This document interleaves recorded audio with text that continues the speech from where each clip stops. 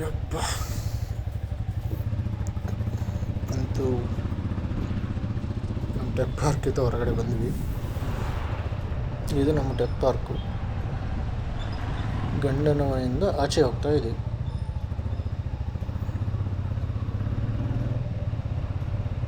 ಸುಮಾರು 2 ವರ್ಷದಿಂದ ಇದೇ ಟೆಕ್ ಪಾರ್ಕಲ್ಲಿ ಕೆಲಸ ಮಾಡ್ತಾನೇ ಬಂದಿದ್ದೀವಿ.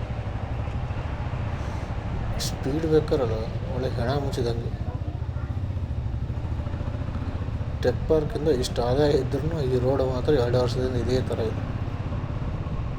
ನೆಲಕ್ಕೆ ಹೋಗಲ್ಲ.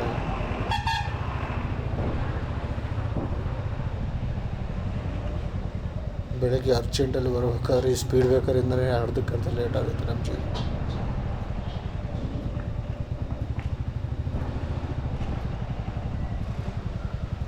ಸಾವು ಬರ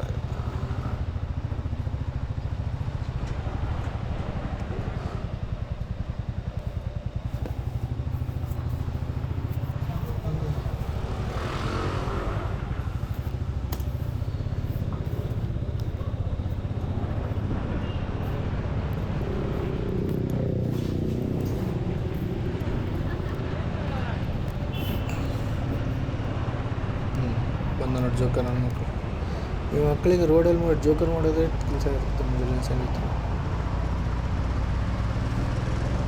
ಸೈಡ್ ಕೊಡೋಣ. ವಾಟರ್ ಸಪ್ಲೈ ರೇಟ್ ಬೆಂಗಳೂರಲ್ಲಿ ಈ ಥರ ಆಗಿದೆ. ಬರ್ತಾ ಬರ್ತಾ ಪೆಟ್ರೋಲ್ ಕ್ರಾಸ್ ಮಾಡುತ್ತೆ.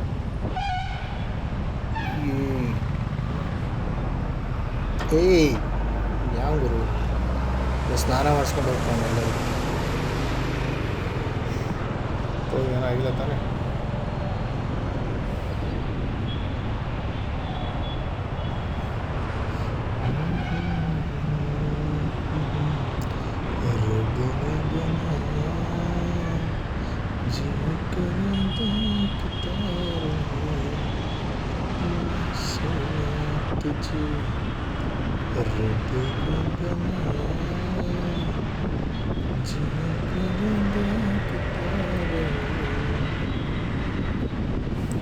ಖುಷಿ ವಿಚಾರ ಏನಂದರೆ ಎಲೆಕ್ಟ್ರಾನಿಕ್ ಸಿಟಿ ರೋಡಿಗೆ 2 ಸಿಗ್ನಲ್ ದಾಟಿದ್ರೆ ಒಳ್ಳೆ ಸ್ಪೀಡಲ್ಲಿ ಗಾಡಿ ಹೊಡಿಬೇಕು. ಸಿಗ್ನಲ್ ಸಿಗೋಕ್ಕಂದ್ರೆ 20 ನಿಮಿಷ ಕಾಯ್ಬೋದು. ಅದೊಂದು ದೊಡ್ಡ ಪ್ರಾಬ್ಲಮ್ ಇರೋದು ಎಲೆಕ್ಟ್ರಾನಿಕ್ ಸಿಟಿ ರೋಡ್. ಅದು ಬಿಟ್ಟರೆ ಏನೋ ಪ್ರಾಬ್ಲಮ್. ಆದರೆ ದಿನ ಒಂದು ಆಕ್ಸಿಡೆಂಟ್ ಸುದ್ದಿ ಅಂತ ಕೇಳ್ತಾ ಇರ್ತೀವಿ ಈ ರೋಡಿಗೆ.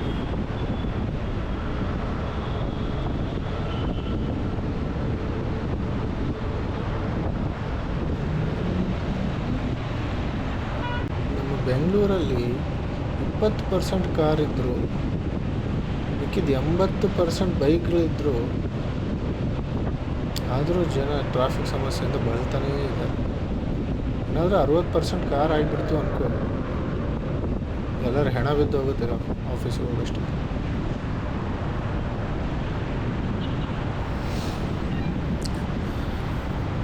ನಮ್ಮ ಬಸ್ಗಳಂತೂ ಹೇಳೋದೇ. ಸ್ಕೂಟಿ ಅಣ್ಣ ಒಳ್ಳೆ ಜೋಶಲ್ಲಿದ್ದಾನೆ. ಬುಲೆಟಿ ಕಾಂಪಿಟೇಷನ್ ಕೊಡೋ ರೇಂಜ್.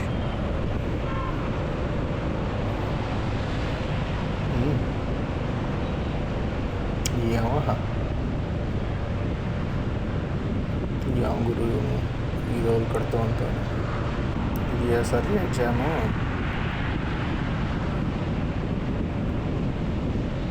ಈ ರೋಡಿಗೆ ಬಂದಾಗಿಂದ ನನಗೆ 2 ಸಿಗ್ನಲ್ ತುಂಬ ತೊಂದರೆ ಕೊಡೋದು. ಒಂದು ಕೂಡ್ಲುಗೇಟ್ ಸಿಗ್ನಲ್ಲು, ಒಂದು ಈ ಸಿಗ್ನಲ್. ಬರಬೇಕಾದ್ರೆ ಅಲ್ಲಿ ಸಿಗಾಕೋತೀನಿ, ಹೋಗ್ಬೇಕಾದ್ರೆ ಇಲ್ಲಿ ಸಿಗಾಕೋತೀನಿ. ಅದ್ರಾಗ ಬರೀ ಬಸ್ಸವರು ಒಂದು ಸೈಡು ಹಚ್ಚಲ್ಲ, ಅರ್ಧಂಬರ್ಧ ಹಚ್ಬಿಟ್ಟು ಬಿಟ್ಬಿಡ್ತಾರೆ. ಅಣ್ಣ ಹೋಗ್ಬೋದಾ? ಏಯ್ ಸಕ್ಸಸ್ಫುಲಿ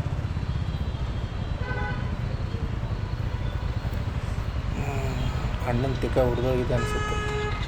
ಪಾಪ ಎದ್ದು ನಿಂತ್ಬಿಟ್ರೆ.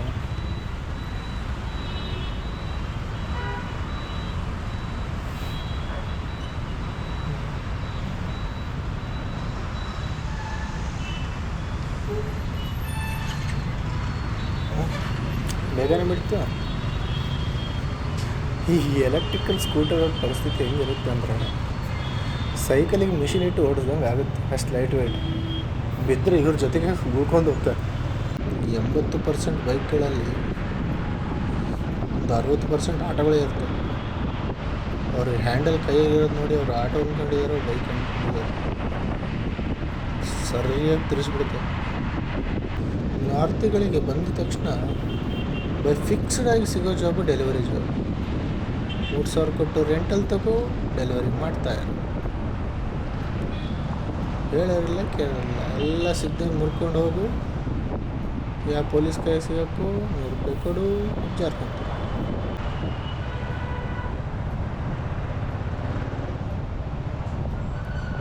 ಯಪ್ಪ, ಗ್ಯಾಸ್ ಸಿಲಿಂಡ್ರು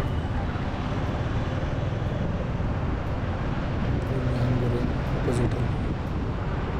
ಬೆಂಗಳೂರಲ್ಲಿ ಒಂದು ಅಡ್ವಾಂಟೇಜ್ ಅಂದರೆ ನೈಸ್ ರೋಡ್, ಒಳ್ಳೆ ರೋಡು, ಒಳ್ಳೆ ಮೇಂಟೆನೆನ್ಸ್. ಫಾರಿನ್ ಫೀಲ್ ಕೊಡೋದಂದರೆ ಇದೊಂದೇ ನಮಗೆ. ಸ್ಮೂತಾಗಿ ಹೋಗುತ್ತೆ, no signal, clean maintenance. But ಹಾಳಾದ ಸಿಮೆಂಟ್ ರೋಡ್ ಹಾಕಿ ಹಾಳು ಮಾಡಿರೋದಲ್ಲ. ನನ್ನ ಮಗಂದು ರೋಡ್ ಗ್ರಿಪ್ ಟೈರ್ ಹಿಡಿಯೋದೇ ಇಲ್ಲ, ಸಸ್ಪೆನ್ಷನ್ಗೂ ಡ್ಯಾನ್ಸ್ ಮಾಡ್ತಾನೇ ಇರುತ್ತೆ. ಇರೋವರು ಟೈರ್ಗಳೆಲ್ಲ ಹಾಳಾಗ್ಬೋದು. ಬಟ್ ಲಾರಿಗಳಿಗೆ ಹೇಳಿ ಮಾಡಿಸಿರೋರು. ಆದರೆ ಬಳಿ ಒಂದು ದಿನ ಒಂದು ಆಕ್ಸಿಡೆಂಟ್ ಮಾಡಲಾರ್ದಂದ್ರೆ ಮನೆಗೆ ಹೋಗಲ್ಲ ಈ ರೋಡಿಗೆ.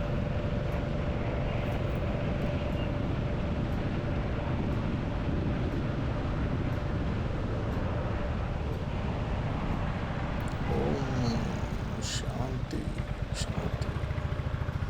ಗೊತ್ತಿರೋ ಗಾಡಿ ಮಾರಬೇಕಾಗುತ್ತೆ.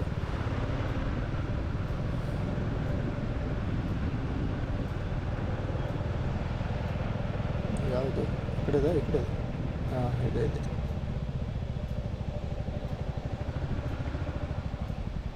ಹಳೆ ಕಾಲದಲ್ಲಿ ರೋಡ್ ಹತ್ತಿರ ದರೋಡೆಕೋರರು ಇರ್ತಾಯಿದ್ರು. ಇರೋಬರೋ ಚಿನ್ನ, ಬೆಳ್ಳಿ, ಬಂಗಾರ ಎಲ್ಲ ದೋಚ್ಕೊಂಡು ಹೋಗ್ತಿದ್ರು. ಇವಾಗ ರೋಡ್ ಸ್ಟಾರ್ಟಿಂಗಲ್ಲೇ ಇರ್ತಾರೆ. ಎಷ್ಟಣ್ಣ? ಕನಕಪುರ ರೋಡ್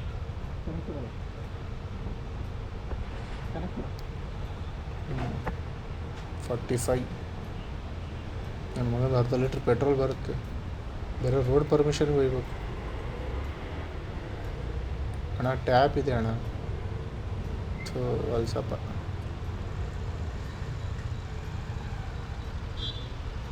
ನೂರು ಜನ ಮುಟ್ಟಿರ್ತಾರೆ, ಅದೇ ಬೆಳ್ಳಿಂದ ನಾವು ಮುಟ್ಟಬೇಕು.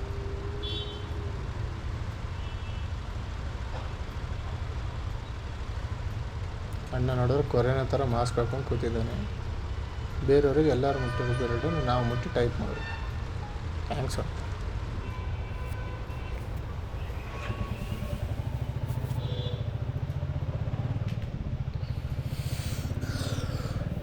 ನಿಧಾನ.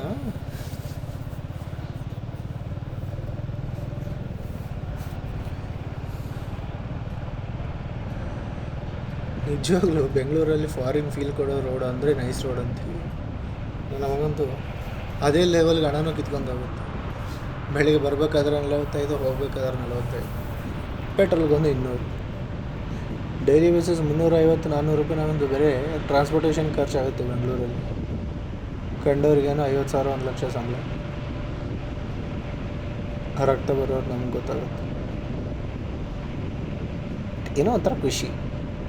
ಒಳ್ಳೆಯ ಗಾಡಿನ ತೊಗೊಂಡ್ಬಂದು ನಡೆಸಿ ರೋಡಲ್ಲಿ ಹೊಡಿತಾಯಿದ್ರು. ಅಪ್ ಟು 80 ಕಿಲೋಮೀಟರ್ ಸ್ಪೀಡ್ ಇದೆ. ಕೆಲವು ಚಪ್ರಿಗಳು ಹೊಡಿತಾರೆ 120, 140 ಹೊಡಿತಾರೆ. 160 ಹೊಡೆದವರು ಹಂಗೆ ಚಪ್ರಿಗಳಾಗಿ ಹೋಗ್ತಾರೆ. ಮತ್ತು ಮನೆಗೆ ಹೋಗಿರಲ್ಲ. ಈ ತಾರು ಹೊಡೆದು ಲೋಕನೇ ಬೇರೆ ಗೊತ್ತು. ಎಲ್ಲೋ ಇರ್ತಾರೆ. ಹೋಗೋಣ ಯಾವ ಇವನು ತಾರನ ಜಡ್ಗ ಬಂಡಿ ಹೊಡೆದಂಗೆ ಹೊಡಿತಾನೆ. ಇಲ್ಲಿಂದ ಬಂದಣ.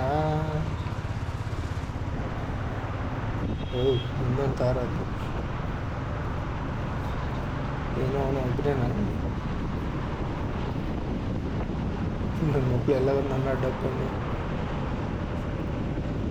ಅವರು ಏನೋ ಅಂದಿದ್ದಾನೆ ಗುರು, ಮುಂದೆ ಅಡ್ಡ ಹಾಕೊಂಡು ಬರ್ತಾ ಇದ್ದೀನಿ ನಾನು. ಅವನು ಅದೇ ಸ್ಲೋಲ್ಲಿ ಹೋಗ್ತಾ ಇದ್ದೀನಿ. ತಾರು ಇಟ್ಕೊಂಡು 60-70ರಲ್ಲಿ ಹೊಡಿಯೋರು ಇವಾಗ. ನನಗಿಂತ ಸ್ಲೋ ಹೊಡಿತಾನೆ ಅವರು.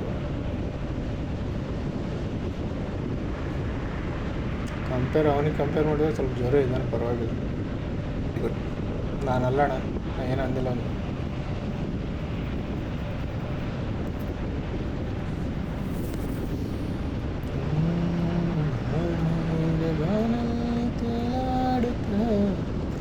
ನಿನಗಾಗಿ ನಾ ಬಂದೆ ನೋಡೆನ್ನುತ್ತ ನಲ್ಲೇ ನಿನ್ನ ಸಂದೇಹವ ನನಗೆ ಹೇಳಿದೆ.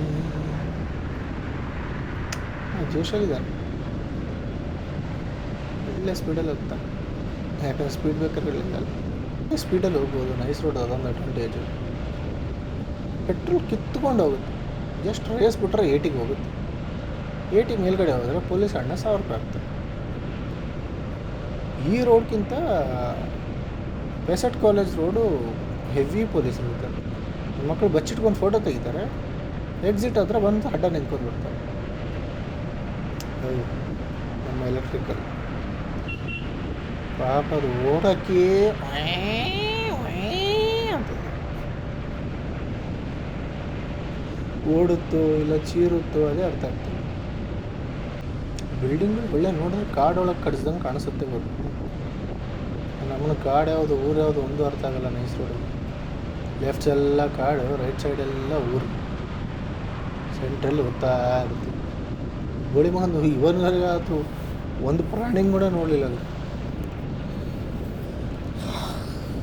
ಬಟ್ ನೈಟು ಬೈಕರಿಗೆ ಅಲೋ ಮಾಡಲ್ಲ, ಅದೊಂದು ತುಂಬ ಡಿಸ್ಅಡ್ವಾಂಟೇಜು.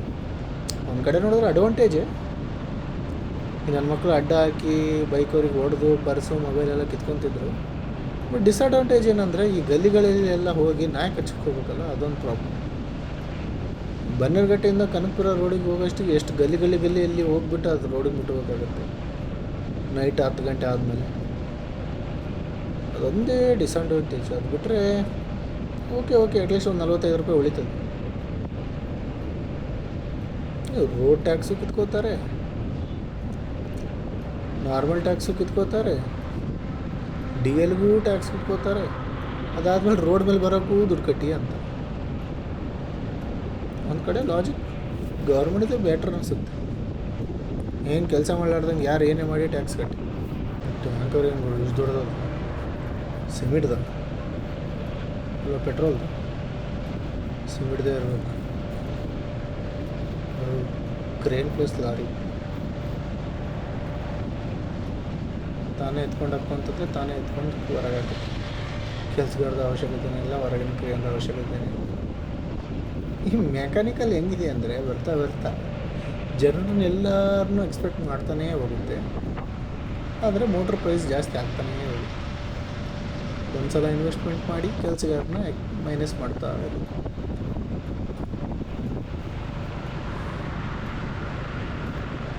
ಬನ್ನೇರುಘಟ್ಟ ರೋಡ್ ಅದು ಇನ್ನಕ್ಕೆ ಬನ್ನೇರುಘಟ್ಟ ರೋಡ್ ಅಂತ ಏನಕ್ಕೆ ಇಟ್ಟವರು? ಇರೋ ಬರೋ ಕಾಡೆಲ್ಲ ಕಿತ್ಕೊಂಡು ಹೋಗಿ ಗುರು ಯಾರು ಗುರು ಇವನು? ಇರೋ ಬರೋ ಕಾಡೆಲ್ಲ ಕಿತ್ಕೊಂಡು ಹೋಗಿದೆ, ಇರೋ ಬರೋದೆಲ್ಲ ನಾಡಾಗ್ತಿದೆ.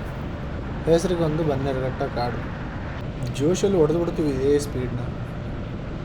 ಮನೆಗೆ ಹೋದ್ಮೇಲೆ ಗೊತ್ತಾಗುತ್ತೆ ಅರ್ಧ ಟ್ಯಾಂಕ್ ಪೆಟ್ರೋಲ್ ಖಾಲಿ ಆಗಿದೆ ಅಂತ. 80-90ರಲ್ಲಿ ಹೊಡೆದ್ರೆ ಯಾವ ಗಾಡಿ ಪೆಟ್ರೋಲ್ ಖಾಲಿ ಆಗೋದು? ಅದು ಬುಲೆಟ್ ಅಂದ್ರೆ ಒಳ್ಳೆ ಆನೆ ಕೊಡ್ದಂಗೆ ಕುಡಿಯುತ್ತೆ. ಒಂದು ಲಾರಿ ಕಬ್ಬು ಹಾಕೋದಂದೆ, ಇದಕ್ಕೆ ಪೆಟ್ರೋಲ್ ಹಾಕೋದಂದೆ. ನೀವು ಸೈಡ್ ಹಾಕಿ ಏನು ಮಾಡ್ತಾರೆ ಇವರು? ಯಾವಾಗಲೂ ಸೈಡ್ ಹಾಕಿರ್ತಾರೆ, ಮಕ್ಕಳಿರ್ತಾರೆ ಅಂತ. ಲೆಫ್ಟಲ್ಲಿ ಏನೋ ಫ್ಯಾಕ್ಟ್ರಿ ಇದೆ. ಬೆಳಗ್ಗೆ ಹೋಗ್ಬೇಕಾದ್ರೆ ಹೊಗೆ ಬರ್ತಾ ಇರುತ್ತೆ, ಸಾಯಂಕಾಲ ಹೋಗ್ಬೇಕಾದ್ರೆ ಫುಲ್ ಧೂಳು ಬರ್ತಾ ಇರುತ್ತೆ. ಆ ಮುಂದಿನ ಲಾರಿ ಧೂಳು ನೋಡಿ ಯಾವ ಲೆವೆಲ್ ಕಾಣುತ್ತೆ. ಹಾಂ ಇದೆ, ಸಿಮೆಂಟ್ ಫ್ಯಾಕ್ಟ್ರಿ ಅನಿಸುತ್ತೆ ಮೇ ಬಿ. ಇರೋ ಧೂಳೆಲ್ಲ ಬಂದು ನೈಸ್ ರೋಡಲ್ಲಿ ಕುತ್ಕೊಳ್ಳುತ್ತೆ. ಅವನಾದರೂ ಹೆಲ್ಮೆಟ್ ಇರಲಾರ್ದ ಸ್ಪೆಕ್ಸ್ ಇರಲಾರ್ದ ಹೋದ್ರೆ ಕಣ್ಣು ತುಂಬ ಧೂಳು ತುಂಬ್ಕೊಂಡು ಹೋಗ್ಬೇಕಾಗುತ್ತೆ. ಹೋಗ್ಬೇಕಾದ್ರೆ ಯಾರಾದರೂ ಸ್ವಲ್ಪ ನೋಡ್ಕೊಂಡು ಹೋಗಿ, ಎಸ್ಪೆಷಲಿ ಈ ರೋಡ್ನ. ಯಾಕಂದರೆ ಕಂಟಿನ್ಯೂಸ್ ಅಲ್ಲಿಂದ ಹಿಡ್ಕೊಂಡು ಇಲ್ಲಿ 1 ಕಿಲೋಮೀಟ್ರ್ ಈ ಕೆರೆ ತನ, ಆಲ್ಮೋಸ್ಟ್ ಈ ಕೆರೆ ತನ ಫುಲ್ಲು ಡಸ್ಟ್ ಬರ್ತಾ ಇರುತ್ತೆ ಕಣ್ಣಿಗೆ. ಏನಾದರೂ ಮಿಸ್ ಡ್ರೈವ್ ಮಾಡಿದ್ರೆ ಸೀದಾ ಕೆರೆಯಲ್ಲಿ ಸ್ವಿಮ್ಮಿಂಗ್ ಫೂಲ್ ಮಾಡ್ಬೋದು.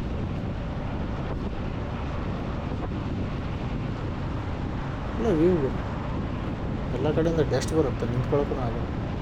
ನಿಂತ್ಕೊಂಡ್ರೂ ಹೊಡ್ಕೊಂಡು ಹೋಗ್ತಾರೆ. ಬೆಲೆನೋ ಒಳ್ಳೆ ಲೋ ಮೇಂಟೆನೆನ್ಸ್ ಗಾಡಿ. ಈ ಡಿಸೈನ್ ಅವ್ರಿಗೆ ಏನು ಇಷ್ಟ ಆಯಿತು ಟೊಯೋಟೋದವ್ರಿಗೆ, ದುಡ್ಡು ಕೊಟ್ಟು ತೆಗೆದು ಗ್ಲ್ಯಾನ್ಸಾ ಅಂತ ಮಾಡಿದ್ರು. ಜನಗಳೇನು ಮುಟ್ಟಲ್ರ, ಅದೇ ಅರ್ಥ ಆಗ್ತಿಲ್ಲ ನನಗೆ. ಸೇಮ್ ಡಿಸೈನ್, ಸೇಮ್ ಮಾಡೆಲ್, ಗ್ಲ್ಯಾನ್ಸಾ ಅಂತ ಹೆಸರು ಚೇಂಜ್ ಮಾಡಿದ ತಕ್ಷಣ ಜನ ತೊಗೊತಾರೆ ಅಂದರೆ ಜನರಿಗೆ ಏನು ಇಷ್ಟ? ಅವನು ಇವನು ಮಾರ್ತಾನೆ ಮಾಡಲ್ನ, ಇವನಿಗೆ ಅವನು ಮಾರ್ತಾನೆ, ಜನರನ್ನ ಚೂತಿಯ ಮಾಡ್ತಾನೇ ಇರ್ತಾರೆ. ಇದೆ ನೋಡಪ್ಪ ಫಾರೆಸ್ಟು, ಎಲ್ಲ ಕಿತ್ಕೊಂಡೋಗಿ ಎಲ್ಲ ಸಮ ಮಾಡ್ತಾವ್ರೆ. ನೆಕ್ಸ್ಟ್ ಇನ್ನೊಂದು 2 ತಿಂಗಳಲ್ಲಿ ಇಲ್ಲೊಂದು ಅಪಾರ್ಟ್ಮೆಂಟ್ ನೋಡ್ಬೋದು. ಇನ್ನೇನು ಬನ್ನೇರುಘಟ್ಟ ಫಾರೆಸ್ಟ್ ಉಳ್ಕೊಂತು ಮಣ್ಣು. ಜನ ರಿಯಲ್ ಎಸ್ಟೇಟ್ ದಂಧೆಯಲ್ಲಿ ಇಳಿದಾಗಿಂದ ಕಾಡು ನಾಡು ಜೀವ ರಾಶಿ ಯಾವುದು ಕೇಳಲ್ಲ. ನಾವು ಒಂದು 20 ವರ್ಷ ಬದುಕಿದ್ವ ಖುಷಿಯಿಂದ ಸಾಕು. ಮುಂದಿನ ಜೀವನ ಹಾಳಾಗೋಗಿ ನನಗೇನು ಸಂಬಂಧ ಇಲ್ಲ. We are arriving to the Kanakapura road. ನಮ್ಮ ಮನಃಶಾಂತಿ ನೆಲೆಸಿರುವ ರೋಡ್ ಇದು. ಸುಮಾರು 7 ವರ್ಷದಿಂದ 8 ವರ್ಷದಿಂದ ಇಲ್ಲಿದ್ದೀನಿ. But a peace of mind and good oxygen quality because of surrounding area. ಒಳ್ಳೆ ಆಕ್ಸಿಜನ್ ಕ್ವಾಲಿಟಿ ಇದೆ. AQI ಪರ್ಸೆಂಟೇಜೂ ತುಂಬ ಕಮ್ಮಿ ಇದೆ ಈ ಏರಿಯಾದಲ್ಲಿ. ಯಾವ ಇಂಡಸ್ಟ್ರಿ ಇಲ್ಲ, ಯಾವುದೇ ಜಂಜಾಟ ಇಲ್ಲ.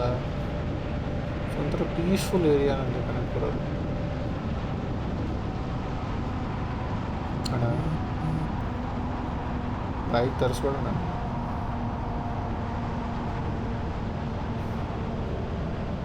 ಹೋಗು,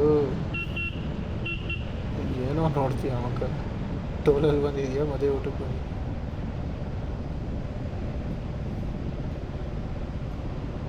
ಓಕೆ ಬಾಯ್ ಬಾಯ್. ಏನೋ ನಮ್ಮ ವ್ಯೂನ ತೋರಿಸ್ಬೇಕಂತ ಇಷ್ಟ ಆಯಿತು, ರೆಕಾರ್ಡ್ ಮಾಡಿದ್ದೀನಿ. ನೆಕ್ಸ್ಟ್ ಸಲ ಯಾವುದಾದ್ರೂ ಹೊಸ ರೋಡಿಗೆ ಹೋದ್ರೆ ನಿಜವಾಗ್ಲೂ ರೆಕಾರ್ಡ್ ಮಾಡಿ ಹಾಕ್ತೀನಿ. ಥ್ಯಾಂಕ್ಸ್ ಅಣ್ಣ.